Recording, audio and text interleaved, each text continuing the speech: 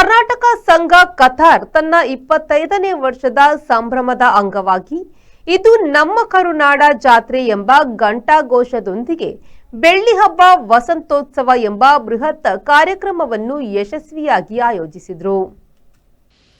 ಈ ಸಂಭ್ರಮವು ಕತಾರ್ನಾದ್ಯಂತ ನೆಲೆಸಿರುವ ಸಾವಿರಾರು ಕನ್ನಡಿಗರನ್ನ ಒಗ್ಗೂಡಿಸಿತು. ಕುಟುಂಬ ಸಮೇತರಾಗಿ ಆಗಮಿಸಿದ ಕನ್ನಡಿಗರು ತಮ್ಮ ಸ್ನೇಹಿತರೊಂದಿಗೆ ಕರ್ನಾಟಕದ ವಿಶಿಷ್ಟ ಸಂಸ್ಕೃತಿ, ಶ್ರೀಮಂತ ಪರಂಪರೆ, ಮನೋಜ್ಞ ಪ್ರದರ್ಶನಗಳು ಮತ್ತು ಬಾಯಲ್ಲಿ ನೀರೂರಿಸುವ ಪಾಕ ಪದ್ಧತಿಯ ಸವಿರುಚಿಯನ್ನ ಆಸ್ವಾದಿಸಿದರು. ಹೊಸ ಐಡಿಯಲ್ ಇಂಡಿಯನ್ ಶಾಲೆಯ ಕ್ರೀಡಾಂಗಣವನ್ನ ಸಾಂಪ್ರದಾಯಿಕ ಹಳ್ಳಿಯ ಜಾತ್ರೆಯ ಸೊಬಗಿನೊಂದಿಗೆ ವಿನ್ಯಾಸಗೊಳಿಸಲಾಗಿತ್ತು. ಬೆಳ್ಳಿ ಹಬ್ಬದ ಕಲ್ಪನೆಯು ಎಲ್ಲೆಡೆ ಎದ್ದು ಕಾಣುತ್ತಿತ್ತು. ಕಾರ್ಯಕ್ರಮದ ಮುಖ್ಯ ದ್ವಾರಕ್ಕೆ ಪರಿಸರ ಕಾಳಜಿಯ ಹರಿಕಾರರಾದ ಸಾಲು ಮರದ ತಿಮ್ಮಕ್ಕ ಅವರ ಹೆಸರನ್ನ ಇಡಲಾಗಿತ್ತು. ಇದು ಕಾರ್ಯಕ್ರಮದ ಉದ್ದೇಶ ಮತ್ತು ಸ್ವರೂಪವನ್ನ ಸಾರುವಂತಿತ್ತು. ರುಚಿಕರವಾದ ಆಹಾರ ಮಳಿಗೆಗಳು, ಮಕ್ಕಳನ್ನ ರಂಜಿಸುವ ಆಟದ ಮಳಿಗೆಗಳು, ಆಕರ್ಷಕ ಬಟ್ಟೆ ಮತ್ತು ಅಲಂಕಾರಿಕ ಅಂಗಡಿಗಳು, ಸುಂದರವಾಗಿ ನಿರ್ಮಿಸಲಾದ ವೇದಿಕೆ, ಕಿವಿಗೆ ಇಂಪೆನಿಸುವ ತಮಟೆ, ವರ್ಣರಂಜಿತ ಯಕ್ಷಗಾನದ ಕಿರೀಟ, ಹಳ್ಳಿಯ ಸೊಗಡು, ಆನಂದದ ಬೀಡು ಎಂಬ ಮಾತನ್ನ ಪ್ರತಿಬಿಂಬಿಸುವ ಹಳ್ಳಿಯ ಮನೆ, ಸಾಂಪ್ರದಾಯಿಕ ವಸ್ತುಗಳ ಹಳ್ಳಿ ಅಂಗಡಿ, ಬೆಳ್ಳಿ ಹಾಳೆಯಿಂದ ತಯಾರಿಸಿದ ತೋರಣಗಳು ಮತ್ತು ಕರ್ನಾಟಕದ ಹೆಮ್ಮೆಯ ಧ್ವಜಗಳೊಂದಿಗೆ ಬೆರೆತು ಕಂಗೊಳಿಸುತ್ತಿದ್ದ ಅಲಂಕಾರಿಕ ವಿದ್ಯುತ್ ದೀಪಗಳು ಆಗಮಿಸಿದ ಅತಿಥಿಗಳನ್ನ ಸ್ವಾಗತಿಸುತ್ತಿದ್ದವು.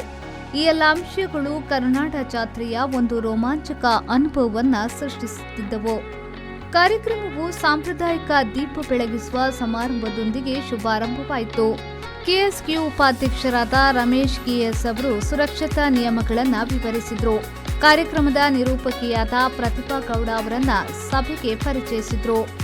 ಕೆಎಸ್ಕ್ಯೂ ಅಧ್ಯಕ್ಷರಾದ ರವಿ ಶೆಟ್ಟಿಯವರು ತಮ್ಮ ಸ್ವಾಗತ ಭಾಷಣದಲ್ಲಿ ವಸಂತೋತ್ಸವ ಸಂಘದ ಸದಸ್ಯರಲ್ಲಿ ಹೆಚ್ಚಿನ ಉತ್ಸಾಹ, ಭರವಸೆ ಮತ್ತು ಹೊಸ ಚೈತನ್ಯವನ್ನ ತರಲಿ ಎಂದು ಹಾರೈಸಿದರು. ಮುಖ್ಯ ಅತಿಥಿಗಳಾದ ಭಾರತೀಯ ರಾಯಭಾರಿ ಕಚೇರಿಯ ಉಪಮುಖ್ಯಸ್ಥ ಸಂದೀಪ್ ಕುಮಾರ್ ಮತ್ತು ಗೌರವಾತಿಥಿ ಎಪಿ ಮಣಿಕಂಠನ್ ಅವರನ್ನ ಸನ್ಮಾನಿಸಲಾಯಿತು. ಅವರು ಕರ್ನಾಟಕ ಸಂಘ ಕತಾರ್ನ ಈ ಪ್ರಯತ್ನವನ್ನ ಮುಕ್ತ ಕಂಠದಿಂದ ಶ್ಲಾಘಿಸಿದರು. ಕಾರ್ಯಕ್ರಮದ ಪ್ರಮುಖ ಪ್ರಾಯೋಜಕರನ್ನ ಸ್ಮರಣಿಕೆಗಳೊಂದಿಗೆ ಗೌರವಿಸಲಾಯಿತು. ಸಿಲ್ವರ್ ಕಾರ್ನಿವಲ್ಸ್ ಪ್ರಾಯೋಜಕರು ALMA aluminium and steel, QDC ನ ಸತೀಶ್, ರೊನಾಲ್ಡ್ ಕೊಲಾಸೋ, ಎಟಿಎಸ್ನ ರವಿ ಶೆಟ್ಟಿ ಮತ್ತು ಶ್ರೀನಾಥ್ ಹೆಬ್ಬಾರ್. ಗೋಲ್ಡ್ ಪ್ರಾಯೋಜಕರಾಗಿ ವಿಎಸ್ ಮನ್ನಂಗಿ, ದೀಪಕ್ ಸಿಂಗ್. ಟಾಪ್ ಪ್ರಾಯೋಜಕರಾಗಿ venture gulf, Almoayyed air conditioning Qatar, ultimate trading and contracting ಮತ್ತು ಮನ್ನೈ ಕಾರ್ಪೊರೇಷನ್ ಅವರು ಸಹಕರಿಸಿದ್ದಾರೆ. ಐಸಿಸಿ ಸಲಹಾ ಸಮಿತಿ ಅಧ್ಯಕ್ಷರಾದ ಬಾಬುರಾಜನ್ ಅವರನ್ನ ನಿರಂತರ ಬೆಂಬಲಕ್ಕಾಗಿ ಗೌರವಿಸಲಾಯಿತು. ಕಳೆದ ನವೆಂಬರ್ನ ರಜತ ಸಂಭ್ರಮದ ಸಂದರ್ಭದಲ್ಲಿ ಉಪಸ್ಥಿತರಿರಲು ಸಾಧ್ಯವಾಗದ ಮಾಜಿ ಕಾರ್ಯಕಾರಿ ಸಮಿತಿಯ ಸದಸ್ಯರಾದ ಡೆಲ್ಲಾ ರೇಗೋ, ನಿರ್ಮಲಾ ರಘುರಾಮನ್, ಗುರುಪ್ರಸಾದ್ ಮತ್ತು ಇಸ್ಮಾಯಿಲ್ ಅವರನ್ನ ಸಹ ಗೌರವಿಸಲಾಯಿತು.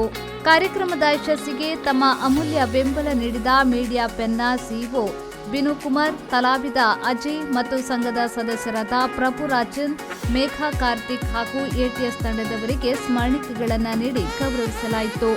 ಆಗಮಿಸಿದ ಅತಿಥಿ ಕಲಾವಿದರನ್ನ ಸಹ ಸನ್ಮಾನಿಸಲಾಯಿತು. ಕಾರ್ಯಕ್ರಮದ ಕೊನೆಯಲ್ಲಿ ಕಾರ್ಯಕಾರಿ ಸಮಿತಿಯ ಸದಸ್ಯರಾದ ಭೀಮಪ್ಪ ಕೋತಾ ಅವರು ವಂದನಾರ್ಪಣೆಯನ್ನ ಸಲ್ಲಿಸಿದ್ರು. ಪ್ರಧಾನ ಕಾರ್ಯದರ್ಶಿ ಕುಮಾರಸ್ವಾಮಿ ಅವರು ಕಾರ್ಯಕ್ರಮವನ್ನ ಅಚ್ಚುಕಟ್ಟಾಗಿ ನಿರೂಪಿಸಿದ ಅತಿಥಿ ನಿರೂಪಕಿ ಪ್ರತಿಭಾ ಗೌಡ ಅವರಿಗೆ ಸಹಕಾರವನ್ನ ನೀಡಿದ್ರು. ಈ ಸಂಭ್ರಮದಲ್ಲಿ ಸಲಹಾ ಸಮಿತಿಯ ಸದಸ್ಯರು, ಹಿರಿಯ ಹಿತೈಷಿಗಳು, ಐಸಿಸಿ, ಐಎಸ್ಸಿ ಹಾಗೂ ಐಸಿಬಿಎಫ್ನ ಕಾರ್ಯಕಾರಿ ಸಮಿತಿಯ ಸದಸ್ಯರು ಸೇರಿದಂತೆ ವಿವಿಧ ಕರ್ನಾಟಕ ಮೂಲದ ಸಂಘಗಳ ಪ್ರತಿನಿಧಿಗಳು ಉಪಸ್ಥಿತರಿದ್ದು ಕಾರ್ಯಕ್ರಮದ ಮೆರುಗನ್ನ ಹೆಚ್ಚಿಸಿದ್ರು. ಸಾಂಸ್ಕೃತಿಕ ರಸಮಂಜರಿಯಲ್ಲಿ ಸರಿಗಮಪ ಖ್ಯಾತಿಯ ಕಂಬದ ರಂಗಯ್ಯ ಅವರ ಸುಮಧುರ ಗಾಯನ, ಜನಪ್ರಿಯ ಹಿನ್ನೆಲೆ ಗಾಯಕಿ ಅನನ್ಯ ಪ್ರಕಾಶ್ ಅವರ ಮೋಡಿ ಮಾಡುವ ಧ್ವನಿ, ಕರ್ನಾಟಕ ರಾಜ್ಯ ಚಲನಚಿತ್ರ ಪ್ರಶಸ್ತಿ ವಿಜೇತೆ ಕಲಾವಿದೆ ದಯಾನಂದ್ ಅವರ ಗಾಯನ, ಈ ಎಲ್ಲ ಕಲಾವಿದರ ಗಾನಸುತೆ ಪ್ರೇಕ್ಷಕರನ್ನ ಮಂತ್ರಮುಗ್ಧಗೊಳಿಸಿತು.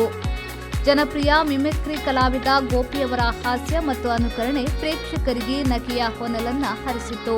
ಕೆಎಸ್ಕ್ಯೂ ಸದಸ್ಯರು ಅನಿಲ್ ಬಾಸಗಿಯವರ ನಿರ್ದೇಶನ ಮತ್ತು ಚಿತ್ರಕಥೆಯೊಂದಿಗೆ ಸಾಂಸ್ಕೃತಿಕ ಕಾರ್ಯದರ್ಶಿ ಸೌಮ್ಯ ಕೆಟಿಯವರ ನಿರೂಪಣೆ ಮತ್ತು ನೃತ್ಯ ಸಂಯೋಜನೆ ಹಾಗೂ ಸಮಿತಿಯ ಸದಸ್ಯರುಗಳಾದ ಭುವನ ಸೂರಜ್ ಮತ್ತು ಭಾವನಾ ನವೀನ್ ಅವರ ಬೆಂಬಲದೊಂದಿಗೆ ಎಲ್ಲಮ್ಮನ ಆಟ ಎಂಬ ಅರ್ಥಪೂರ್ಣ ನಾಟಕವನ್ನ ಪ್ರದರ್ಶಿಸಿದ್ರು. ಬನ್ಸ್ ಕತಾರ್ನ ಸಾಂಸ್ಕೃತಿಕ ತಂಡವು ಶಫೀಕ್ ಅವರ ನೃತ್ಯ ಸಂಯೋಜನೆಯೊಂದಿಗೆ ಹಾಗೂ ಬಿಲ್ಲವಾಸ್ ಕತಾರ್ನ ತಂಡವು ರಾಜ್ ಮತ್ತು ಶ್ವೇತಾ ಅವರ ನೃತ್ಯ ಸಂಯೋಜನೆಯೊಂದಿಗೆ ಸೊಗಸಾದ ನೃತ್ಯ ಪ್ರದರ್ಶನಗಳನ್ನು ನೀಡಿದ್ರು.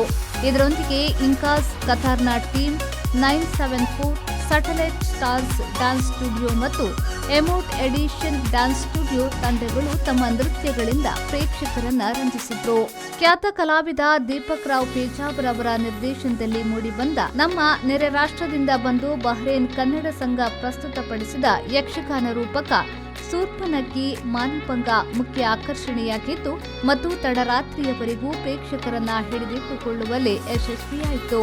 ಕಾರ್ಯಕ್ರಮದಲ್ಲಿ ಏರ್ಪಡಿಸಲಾಗಿದ್ದ ಆಹಾರ ಮಳಿಗೆಗಳಾದ ಬಂಗಾರಪೇಟೆ ಚಾಟ್ಸ್, ಹೋಳಿಗೆ ಮನಿ, ಉತ್ತರ ಕರ್ನಾಟಕದ ಮಿರ್ಚಿ ಗಿರ್ಮಿಟ್ ಮತ್ತು ಇತರ ತಿಂಡಿಗಳು, ಲಜೀಜ್ ತುಳುವ ತಿನಿಸುಗಳು, ಮಂಗಳೂರು ಕರಾವಳಿ ಶೈಲಿಯ ಖಾದ್ಯಗಳು, ಉತ್ತರ ಕರ್ನಾಟಕದ ಜೋಳದ ರೊಟ್ಟಿ, ಊಟದ ಮಳಿಗೆ, ಅಣ್ಣನ ಗೂಡಂಗಡಿ, ಚಟ್ಟೀಸ್ ಕಿಚನ್, ತಿಂಡಿ ಮನೆ, ಕರಾವಳಿ ಚಿಕನ್ ಅಂಡ್ ಮಟನ್ ರೆಸ್ಟೋರೆಂಟ್, ಅಮ್ಮನ ತಮ್ಮನ, ಮೈಖಾಲಾ ದರ್ಬರ್, ನಮ್ಮೂರ್ ಮಿಲಿಟರಿ ಹೋಟೆಲ್, ಗೌಡ್ರ cafe, Hoysala ice cream and juice stall ಕರ್ನಾಟಕದ ವಿಶಿಷ್ಟ ರುಚಿಯನ್ನ ಪರಿಚಯಿಸಿದವು.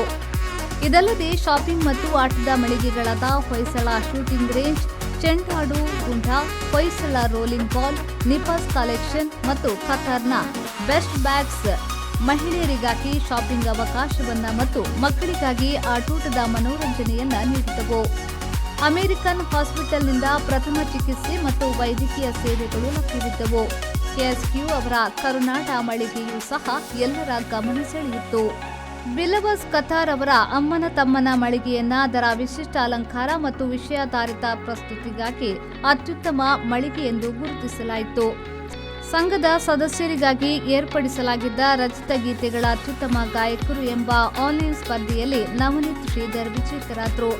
ಕೆಎಸ್ಕ್ಯೂ ಆಡಳಿತ ಸಮಿತಿಯ ಸದಸ್ಯರು, ಕಲಾವಿದರು ಮತ್ತು ಸ್ವಯಂಸೇವಕರ ಹಲವಾರು ದಿನಗಳ ಪರಿಶ್ರಮ ಮತ್ತು ಸಮರ್ಪಣೆಯ ಫಲವಾಗಿ ಈ ಕಾರ್ಯಕ್ರಮವು ಭವ್ಯ ಯಶಸ್ಸನ್ನ ಕಂಡಿತು ಮತ್ತು ರಜತ ವರ್ಷದ ಇನ್ನೊಂದು ಸ್ಮರಣೀಯ ಆಚರಣೆಯಾಗಿ ಮೂಡಿಬಂದಿತು. ಬ್ಯೂರೋ ರಿಪೋರ್ಟ್, ವಿ4 ನ್ಯೂಸ್, ದೋಹಾ, ಕತಾರ್.